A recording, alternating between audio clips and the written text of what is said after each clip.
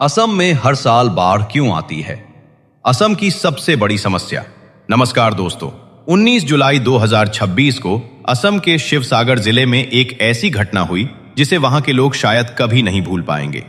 प्रशांत बोरठाकुर अपने घर में आराम से बैठे थे। उनका घर पूरे इलाके में सबसे ऊंची जगह पर था, जहां पहले कभी बाढ़ का पानी नहीं पहुंचा था। लेकिन शाम लगभग 5 बजे अचानक पानी बढ़ना शुरू हुआ। सिर्फ 2 घंटे के अंदर पानी उनके सीने तक पहुंच गया। अपनी जान बचाने के लिए उन्होंने बिस्तर के ऊपर कुर्सियां रखीं और पूरा परिवार उन कुर्सियों पर बैठकर पूरी रात गुजारने को मजबूर हो गया। उनके 95 वर्षीय पिता ने अपने पूरे जीवन में ऐसी बाढ़ कभी नहीं देखी थी। इसी तरह पास के गांव में रहने वाली रेखामणि गोगोई अपने 7 साल के बेटे के साथ घर पर थीं। कुछ ही समय में पानी सीने तक पहुंच गया। पहले उन्होंने पड़ोसी के घर में शरण ली, लेकिन वहां भी खतरा बढ़ता गया। रात लगभग 8 बजे पड़ोसियों ने मां और बेटे को एक पेड़ पर चढ़ा दिया। सोचिए, एक मां और उसका छोटा बच्चा 12 घंटे तक पेड़ पर बैठकर अपनी जान बचाते रहे। दोस्तों, ये सिर्फ 2 परिवारों की कहानी नहीं है। पिछले कुछ दिनों में असम के लाखों लोग ऐसी ही भयावह परिस्थितियों से गुजरे हैं। इस बार में 80 से अधिक लोगों की जान चली गई और 20 लाख से ज्यादा लोग प्रभावित हुए। लेकिन सबसे दुखद बात यह है कि असम में यह कोई नई कहानी नहीं है। हर साल बाढ़ आती है, लोगों के घर बह जाते हैं, करोड़ों अरबों का नुकसान होता है, लोग अपनी जान गंवाते हैं और फिर नेताओं के वादे शुरू हो जाते हैं। लेकिन आखिर असम में हर साल इतनी भयानक बाढ़ क्यों आती है? इसे समझने के लिए हमें असम की भौगोलिक स्थिति समझनी होगी। अगर आप नक्शा देखें तो असम ब्रह्मपुत्र और बराक जैसी बड़ी नदियों से घिरा हुआ है। इसके 3 तरफ पहाड़ हैं और पानी निकलने का रास्ता बहुत सीमित है।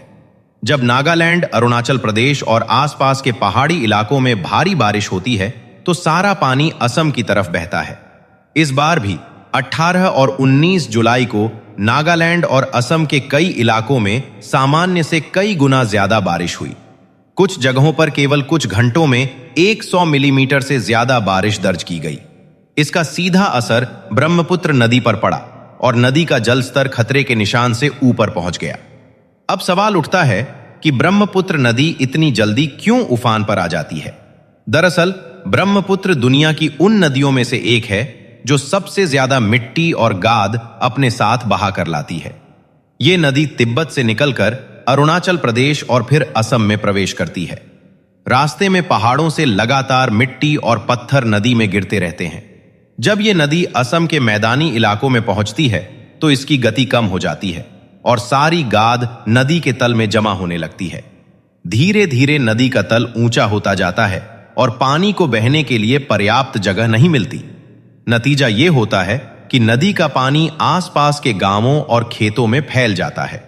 1950 में असम में 8.6 तीव्रता का भयंकर भूकंप आया था। इस भूकंप के कारण बड़े पैमाने पर भूस्खलन हुआ और भारी मात्रा में मिट्टी ब्रह्मपुत्र नदी में जमा हो गई। इसके बाद से बाढ़ की समस्या और भी गंभीर होती चली गई। हर साल नदी अपना रास्ता बदलती रही और नए नए इलाके बाढ़ की चपेट में आने लगे। इस बार सबसे ज्यादा प्रभावित जिले चराईदेव, जोरहाट और शिवसागर रहे, जहां के लोगों ने अपने जीवन में ऐसी बाढ़ पहले कभी नहीं देखी थी। अब सवाल है कि सरकार क्या कर रही है? सालों से असम को बाढ़ मुक्त बनाने के वादे किए जा रहे हैं। चुनाव आते हैं, बड़े बड़े भाषण दिए जाते हैं, लेकिन जमीन पर स्थिति लगभग वही रहती है। सरकार ने हजारों किलोमीटर लंबे तटबंध बनाए हैं, लेकिन जब बड़ी बाढ़ आती है तो ये तटबंध टूट जाते हैं। हर साल उनकी मरम्मत होती है और फिर अगले साल वही कहानी दोहराई जाती है। विशेषज्ञों का मानना है कि केवल तटबंध बनाकर इस समस्या का समाधान नहीं किया जा सकता। इसके अलावा जलवायु परिवर्तन और जंगलों की कटाई भी बाढ़ को और खतरनाक बना रही है। पहले जो बारिश पूरे महीने में होती थी, अब वह कुछ दिनों में हो जाती है। जंगल कम होने से पानी तेजी से नीचे आता है और अपने साथ ज्यादा मिट्टी भी लाता है। तो आखिर समाधान क्या है? विशेषज्ञ कहते हैं कि असम में बाढ़ को पूरी तरह रोकना लगभग असंभव है, लेकिन बाढ़ से होने वाले नुकसान को काफी हद तक कम किया जा सकता है। इसके लिए ऊंचे स्थानों पर घर बनाने होंगे, हर गांव में सुरक्षित राहत केंद्र बनाने होंगे, बेहतर चेतावनी प्रणाली विकसित करनी होगी और लोगों को आपदा प्रबंधन की ट्रेनिंग देनी होगी। जापान इसका सबसे बड़ा उदाहरण। महाभूकंप और सुनामी बार बार आते हैं, लेकिन मजबूत तैयारी और आधुनिक सिस्टम के कारण नुकसान काफी कम होता है। असम को भी इसी दिशा में आगे बढ़ने की जरूरत है। दोस्तों, बाढ़ सिर्फ एक प्राकृतिक आपदा नहीं है, बल्कि ये लाखों लोगों के जीवन, सपनों और भविष्य का सवाल है। उम्मीद है कि आने वाले समय में असम के लोगों को इस समस्या से राहत मिलेगी। अगर आपको ये जानकारी महत्वपूर्ण लगी हो तो वीडियो को लाइक करें, शेयर करें और चैनल को सब्सक्राइब करना न भूलें।